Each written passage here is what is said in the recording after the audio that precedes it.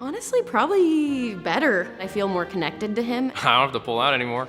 Certain things don't feel very comfortable. I don't want to squish it. Number 10. Having sex while pregnant can hurt your baby. No, his member will not hit the baby. Thick muscular walls, a cushion of amniotic sac fluid, and a mucus plug around the cervix create a safe haven around the fetus. If you decide to get frisky, your baby probably won't know the difference. But if you have a high risk of miscarriages or premature labor, sex might be a no-go. This goes for mamas carrying multiples, too. Enjoy, you two. Can sex induce labor? How can coffee shrink your baby? And why are some pregnant women afraid of cats? This is Your Body On, the top 10 pregnancy myths. Number 9. You can't get pregnant on your period. The chances of getting pregnant during your period are low. Yes! But not 0. Ovulation usually occurs a week after the last day of your period. At this time, the body releases an egg, which has a 24-hour window for fertilization. If it's met by sperm, which has a 3 to 5 day lifespan, boom! You've got a baby on board. If not, your body will shed the egg through menstruation. And that's on period. So if you have unprotected sex on the last day of your period and ovulate a few days early, you can get pregnant. Daddy's home. Number 8. You're eating for 2. You might find yourself eating more during pregnancy. I'm not pregnant, am I? But you aren't eating for 2 adults. You're feeding yourself and a teensy tiny fetus. Your daily calorie intake should stay the same in the first trimester, increase by 300 calories in the second, and cap at an extra 450 calories in the third. Almost 50% of pregnant women in the United States gain too much weight through their pregnancy journey. This can make for a riskier pregnancy and delivery. Number 7. Pregnant women shouldn't pet cats. Not necessary. You may have heard that cat feces can carry toxoplasmosis. An infected mother has a 1 in 3 chance of passing the disease on to her baby, which can cause dangerous complications like blindness, hearing loss, and developmental delays. But petting an infected cat will not transmit the disease. If you want to be extra cautious, try to delegate the task of litter changing to someone else. Have them change it every day and avoid petting stray cats. Sorry, little guy. Number 6. You shouldn't drink coffee if you're pregnant. Coffee is fine in moderation. Just use some common sense.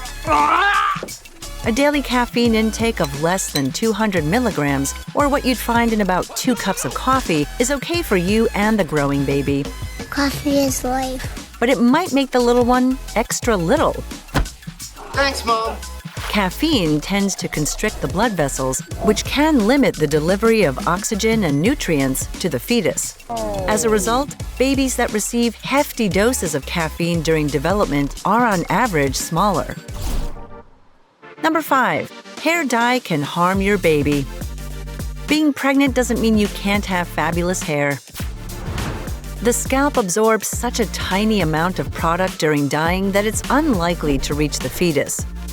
For peace of mind, you can wait to color your hair until your second trimester after the critical stages of your baby's organ development are complete. And consider processes in which chemicals have little to no contact with your scalp. Wig. Work it. Number 4. If you have an STD, so will your baby. It depends on the infection. Chlamydia, gonorrhea, hepatitis B, and genital herpes can infect the baby when it passes through the mother's birth canal. Having a C-section will remove the risk of transmission. STIs of the blood, like syphilis and HIV, can pass through the placenta and into the baby's bloodstream. But fret not. Antibiotics for syphilis infection are 98% effective in preventing the spread from mother to baby. while viral medications for HIV are 99% effective. Number 3. Pregnant women shouldn't fly. No one likes a baby on board. In this case, we'll make an exception. You can catch a plane at almost any point throughout your pregnancy. But if you're sitting down for a long haul, try to get up and move around the aisle frequently. It'll reduce the risk of blood clots, which is 7 times higher in pregnant women. And it's best to avoid air travel after the 36th week. For obvious reasons. Beautiful baby, born on an airplane. Number 2. Food and sex can induce labor. I get it. You can't wait to meet your baby. Get out! But spicy foods are more likely to send you to the bathroom than the hospital. Look away! And castor oil induces more vomiting than contractions. I threw up. Sex causes the release of oxytocin and sometimes orgasms, both of which cause uterine contractions. But studies have found no significant link to labor. Hey, no harm in trying. Anything for science. And number 1, you lose your baby weight during delivery. Don't let Insta models fool you. About half of your pregnancy weight will drop in the first 6 weeks. The rest will slowly shed over the next several months. You can speed up weight loss by breastfeeding, which burns between 500 to 700 calories per day. Give me the baby. Opt for whatever is best for you and your baby.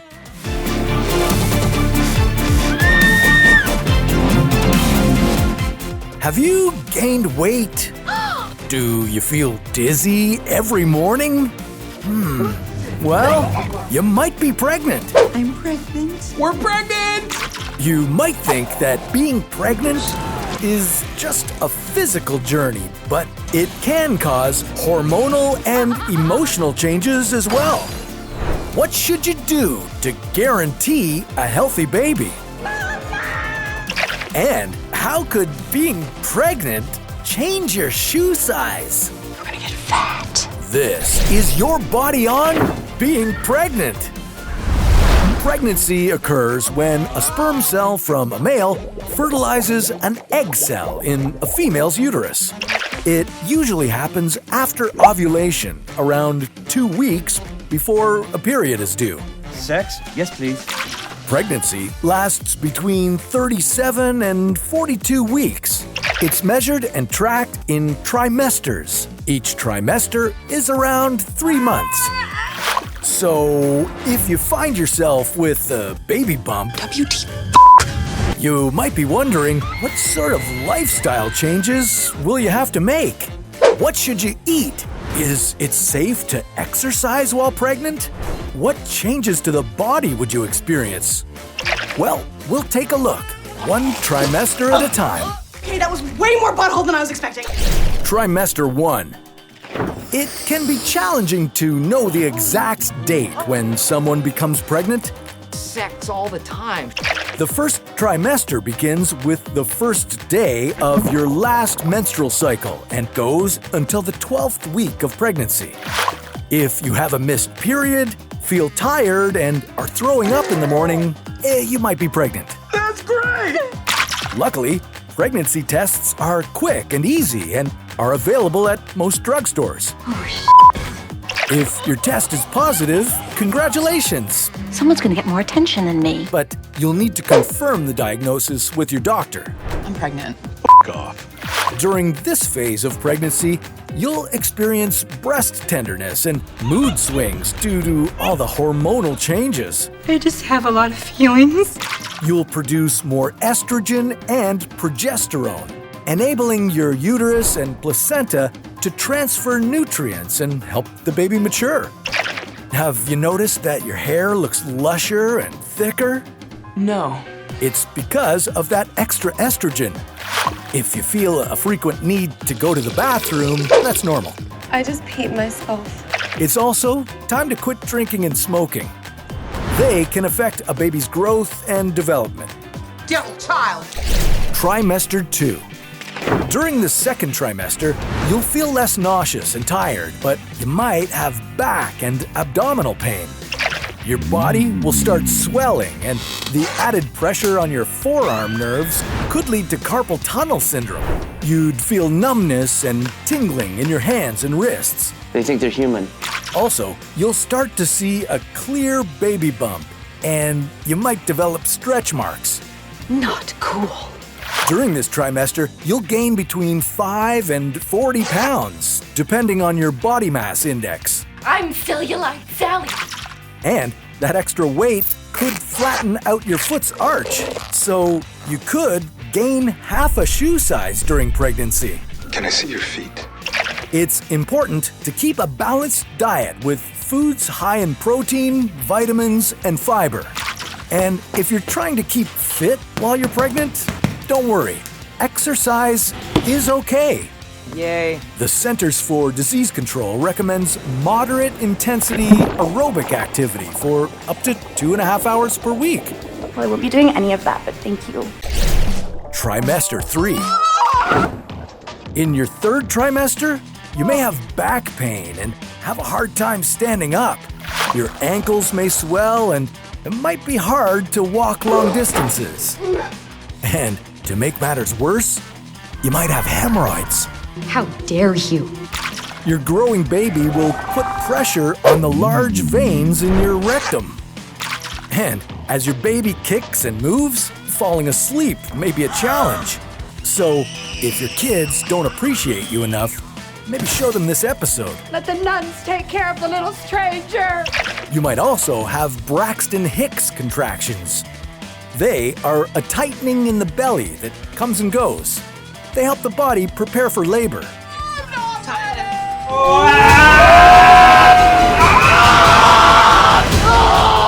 You've been pregnant for 9 months. Now, it's time to give birth. You're having stronger contractions at shorter intervals. As you rush to the hospital, you wonder, what will happen next?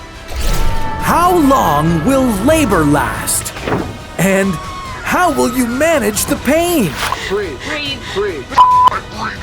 This is your body on giving birth.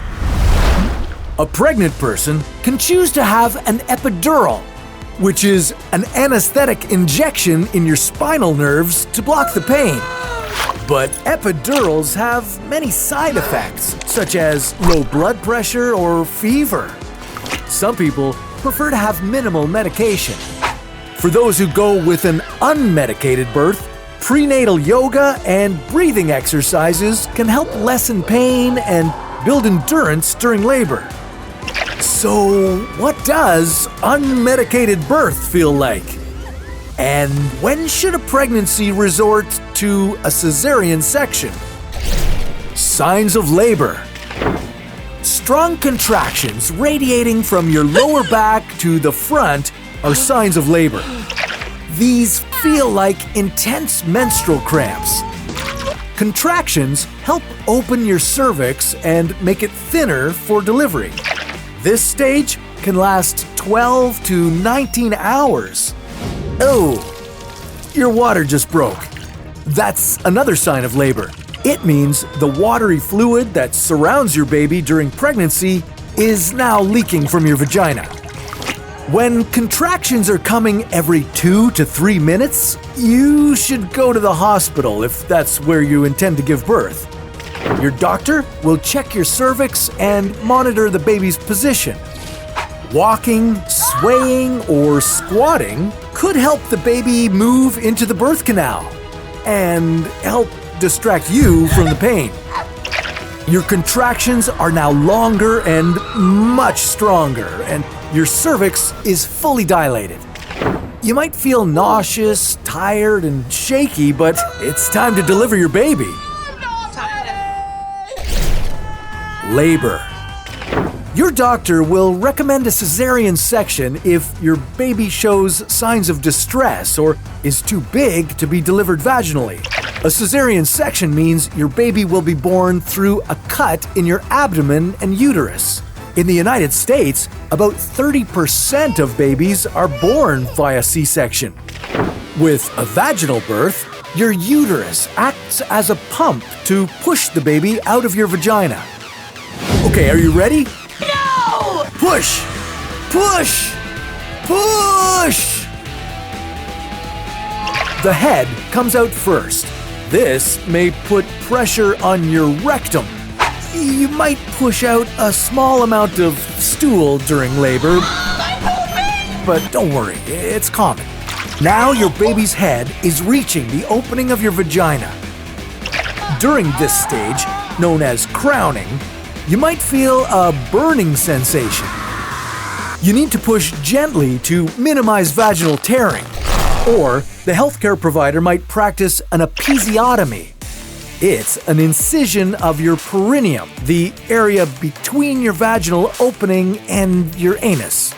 It used to be a routine procedure, but some studies have shown it may not prevent severe tears, and you could suffer from incontinence, infection, and prolonged pain later on. Okay, you're almost there. Keep pushing. The baby's head is out. Smaller pushes will help the rest of its body come out. Congratulations! You have a beautiful and healthy baby.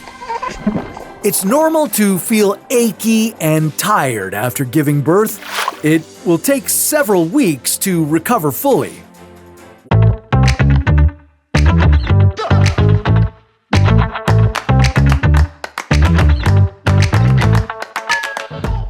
These women used to have great abs until they had a baby.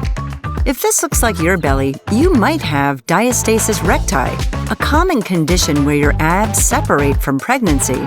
So, how long will it take you to bounce back to your beach bod? And could pregnancy ruin your abs forever? This is your body on Diastasis recti postpartum abs. Your abs run vertically along your stomach and are separated by an elastic band of tissue called the linea alba. The more your baby bump grows, the more your abs are stretched and your linea alba tightens.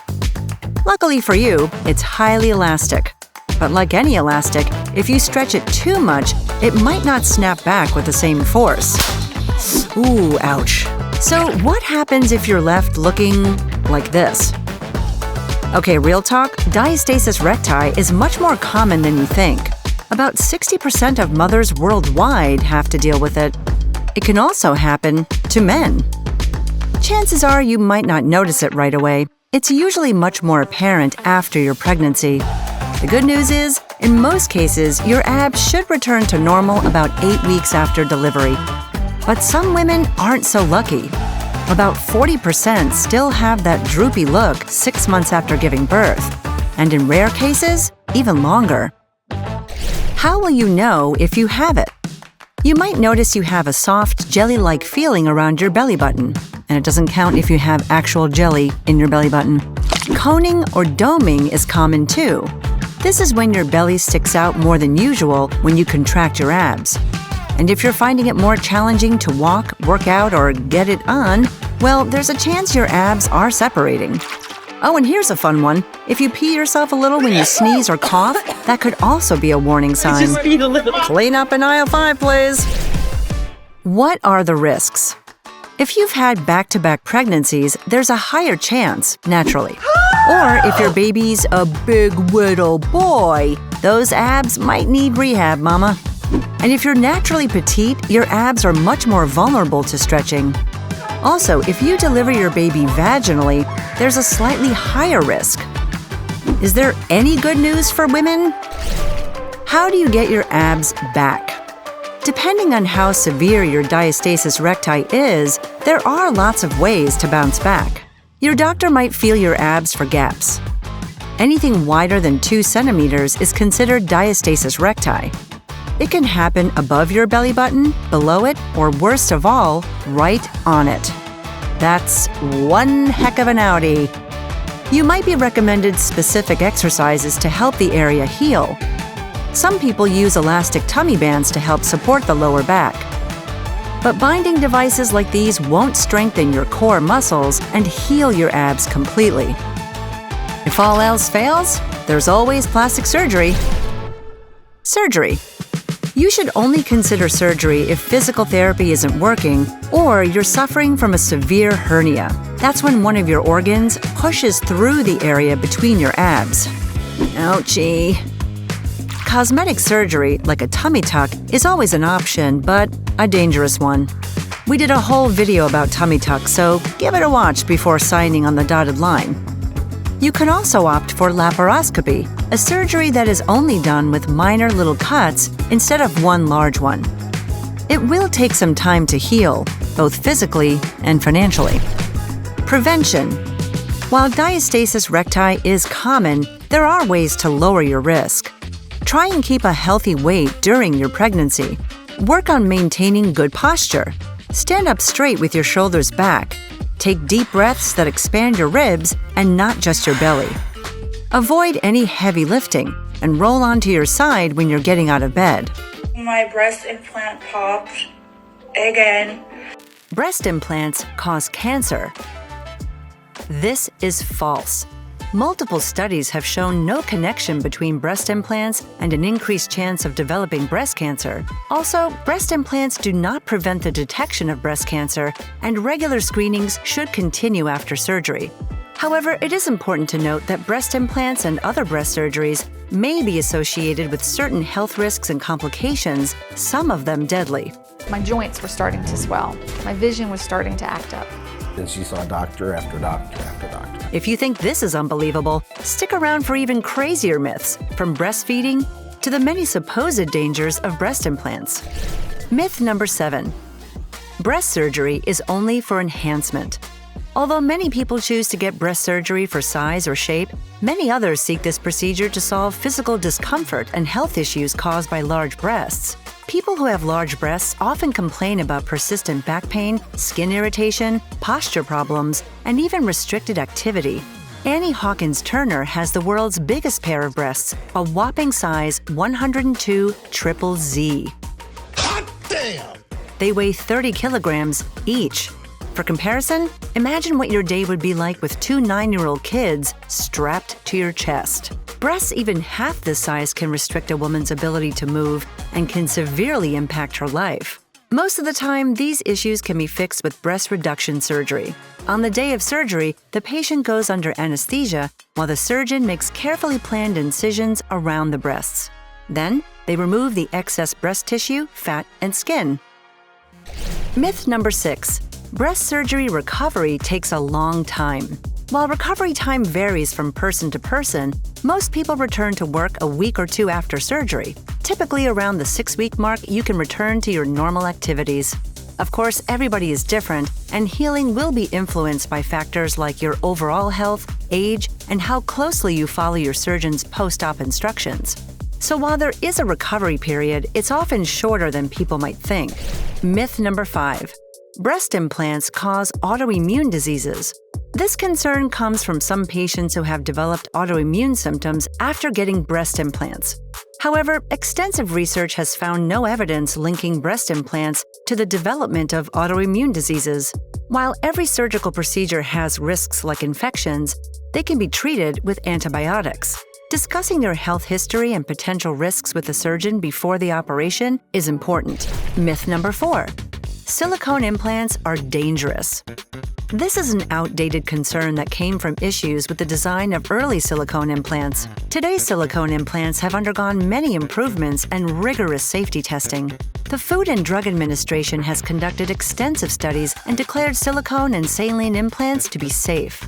However, always consult your surgeon to choose the best option for you. New silicone implants are made with a silicone gel filling. Many people believe these are the best choice for natural-looking breasts. Myth number 3. Implants need to be replaced every 10 years. While it's true that implants aren't lifetime devices, they don't come with a set expiration date. Some women never need their implants removed or replaced, while others might switch things up due to complications or simply because they'd like a different breast design as they age. It's not a hard and fast rule, but more of a personal health choice. Myth number 2. It's not possible to breastfeed after augmentation. Although some surgical techniques might interfere with breastfeeding, most do not. Incisions made in the fold under the breast or through the armpit are less likely to affect nipple sensitivity or milk ducts. If you're considering breast augmentation and have plans to breastfeed in the future, make sure you tell your doctor. Myth number 1, all breast implants look unnatural. Yes, there have been many botched breast implants, and many others which defy gravity. That's not possible. But there's a wide range of possibilities for implants. Most surgeries try to create a natural appearance. When choosing the implant size, shape, and placement, surgeons consider a woman's anatomy, lifestyle, and personal aesthetic preferences. This personalized approach means that outcomes can vary widely, but hopefully result in a natural-looking enhancement. The truth is, breast implants are safer now than ever before. Surgeons can create more realistic results than they used to. But remember, implants still do come with risks. You know what else is risky? A body lift. What's a body lift? And why is it so dangerous? We'll explore that on another episode of Your Body On.